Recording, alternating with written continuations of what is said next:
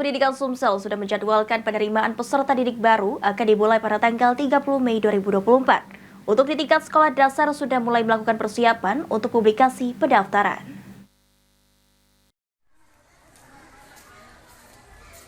Dinas Pendidikan Sumsel sudah menjadwalkan penerimaan peserta didik baru akan dimulai pada tanggal 30 Mei 2024. Pihak sekolah baik tingkat SD negeri sampai SMP negeri mulai mempersiapkan PPDB di sekolah masing-masing, seperti yang dilakukan SD Negeri 241 Palembang. Kepala Sekolah SD Negeri 241 Palembang Nuraini mengatakan persiapan PPDB sudah dimulai dari tanggal 29 April hingga 27 Mei, yaitu persiapan untuk sosialisasi dan publikasi. Lalu pada tanggal 15 Mei persiapan simulasi aplikasi dari Dinas Pendidikan untuk mendaftarkan secara online, dan tanggal 24 hingga 30 Mei sudah dilakukan penerimaan pendaftaran dilaksanakan secara online. Ditambahkan Nuraini, penerimaan peserta didik baru untuk SD ada 3 jalur, yaitu zonasi, afirmasi, dan perpindahan tugas orang tua.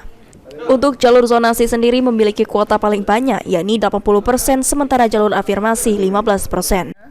Sudah tanggal 24 sampai tanggal 31 diverifikasi pendaftarannya, itu yang afirmasi ini tadi. Diverifikasi, setelah verifikasi baru pengumumannya itu tanggal 3 Juni. Oke, untuk jalur umum, Bu? Ya. Untuk jalur umum itu jalur zonasi. Oke. Jalur zonasi ini kalau afirmasi tadi 15% ya. Untuk yang kita terima pendaftarannya. 15%. Untuk jalur Aji Delia